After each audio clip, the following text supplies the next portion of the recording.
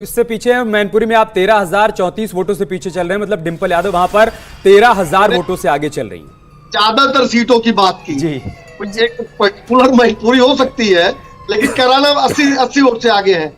केवल समाजवादी पार्टी आगे। चलिए, कांटे की टक्कर वहां पर है और लगातार जिस तरह से अपडेट हो रहा है वो हम अपने दर्शकों तक पहुंचा रहे हैं। मनीष सिंह जी को मैं चर्चा में लाना चाहूंगी, सपा प्रवक्ता। मनीष जी, फिलहाल 80 सीटों का रुझान, 33 पर INDIA गठबंधन आगे है, 46 पर NDA गठबंधन आगे है। अब मुझे बताइए, EVM, DM, चुनाव आयोग, प्रशासन, पुलिस सब ठीक है ना? यही सवाल आपसे 2 घंटे बाद भी पूछूंगी, बताइए।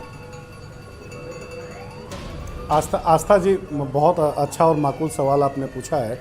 मैं बार बार ये बात कहता हूँ कि भारत की जनता और उत्तर प्रदेश की जनता ये चाहती है कि बैलेट से चुनाव हो। ये हम सब लोग चाहते हैं। मैं आज भी इस बात को कह रहा हूं। और जहां तक हमने देखा है 2022 के चुनाव में हमें 60 सीटों पर जैसे ही पता चला कि भारतीय जनता पार्टी की सरकार उत्तर प्रदेश में बनने जा रही है, हमें 60 सीटों पर शासन प्रशासन ने मिलकर हराया। नहीं तो आज हमारे पास 180 MLA होते उत्तर प्रदेश में। और आज आप बैलेट की बात कर रहे हैं, बैलेट में आप पीछे हो गए थे। EVM की काउंटिंग शुरू हुई है तो आप आगे हुए हैं। मैं आपको रोक रहा हूं, अपनी बात पूरी कर लीजिएगा। लेकिन अमेठी से एक बड़ी बात आई है, वो बता देते हैं। स्मृति ईरानी फिलहाल अमेठी में पीछे चल रही हैं। स्मृति ईरानी अमेठी में 4,000 वोटों से पीछे चल रही हैं। ये बड़ी तस्वीर, बड़ा अपडेट सामने आ रहा है अमेठी से। उनके सामने किशोरी लाल को चुनावी मैदान में कांग्रेस पार्टी ने उतारा। चर्चा थी कि राहुल गांधी वायनाड के साथ साथ अमेठी से भी चुनावी रण में उतरेंगे, लेकिन हुआ ये कि राहुल रायबरेली चले गए और किशोरी लाल को कांग्रेस पार्टी ने अमेठी से उतारा। तो लगा कि स्मृति के लिए राह आसान हो जाएगी, प्रभात जी। लेकिन ग्राउंड जीरो पर मैं अमेठी में मौजूद था और वहां कांग्रेस पार्टी के तमाम समर्थकों ने कहा, और जो खाटी कांग्रेसी हैं उन्होंने कहा कि हमारा मास्टर स्ट्रोक है। देखिएगा जी, आपको देखने को मिलेगा इसका परिणाम।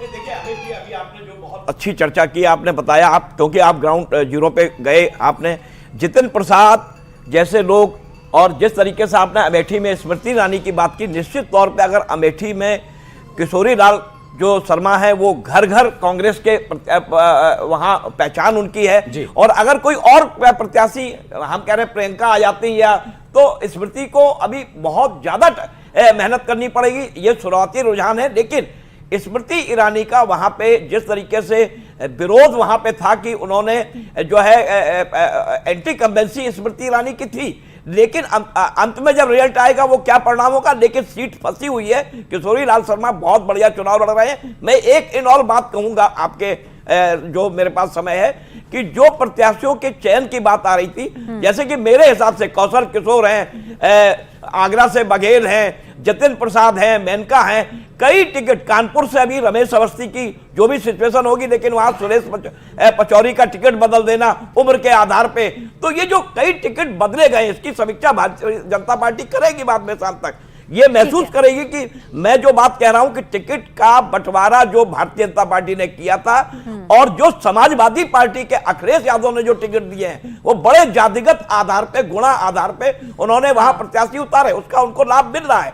और दूसरी चीज, ठाकुर और ब्राह्मण उत्तर प्रदेश के अंदर भारतीय जनता पार्टी से नाराज था जमीनी आधार पे। वो वोट कहां गया है वो तो जब समीक्षा होगी तब पता लगेगा। लेकिन कहीं ना कहीं इंडिया गठबंधन ये बात कहने में सफल हो गया, अखिलेश यादव और राहुल गांधी, कि ये अंतिम चुनाव है। अगर ये लोग 80 पे 80 आ गए या 400 पे 400 आ गए, वो जनता ने समझा और तपती धूप में जनता बदलाव के लिए गई, प्रत्याशियों के बदलाव के लिए गई। अभी मुझे लग रहा है कि इस लाइन को पूरी तरह पुख्ता करने से पहले हम शायद 1-2 घंटे और देख लें, क्योंकि ये शुरुआती रुझान है और मार्जिन बहुत ज्यादा नहीं है। कहीं 80 सीट का है, कहीं 3,000 कुछ का है, कहीं 2,200 कुछ का है। तो ये तेजी से अप डाउन हो रहा है। लेकिन जाहिर सी बात है, चर्चा जब होगी तो बदलते हुए आंकड़ों के आधार पर ही होगी।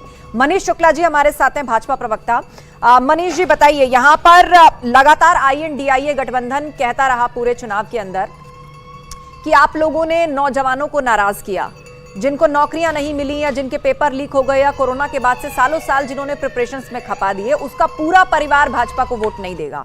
उस हिसाब से उन्होंने एक मोटी आंकलन लगाया कि हर लोकसभा क्षेत्र से आपको 1.5 से 2 लाख का नुकसान हो जाएगा। वो मान के चल रहे थे कि यूथ इस बार INDIA के साथ जाएगा। देखिए, चुनाव के दौरान तो वो तो ये भी कह रहे थे कि हम 79 सीट जीत रहे हैं, तो 79 तो वो भी नहीं जीत रहे हैं, ना आगे हैं। देखिए, अभी किसी परिणाम, अभी जब तक ठोस मार्जिन नहीं होती है, या परिणाम नहीं आ जाता तब तक इस तरह के विश्लेषण का कोई औचित्य नहीं है। सीट वाइज कौन आगे है कौन पीछे है, 200-400 लोकसभा एक बहुत बड़ा संख्या में मतदान होता है, उसकी गणना अभी शुरू हुई है। बैलेट पेपर में हम लोग आगे थे। देखिए, जो विपक्ष एक आरोप लगाता था कि बैलेट पेपर से चुनाव हो, तो बैलेट पेपर में तो विपक्ष पीछे रह गया था। अभी ईवीएम खुलने पे थोड़ा आगे हुआ है। अभी जो रुझान चल रहा है, तो क्या अभी भी उस पे कायम है? और जिस तरीके से मनीष सिंह अभी भी बहाना बना रहे हैं ईवीएम का और तमाम चीजों का आपके सवाल के बाद, उनको तो परिणाम पता है। देखिए, हम लोग चैनल पे बैठ के लोग कंफ्यूज भले हो, लेकिन INDIA को परिणाम पता है कि भारतीय जनता पार्टी यहाँ क्लीन स्वीप करेगी।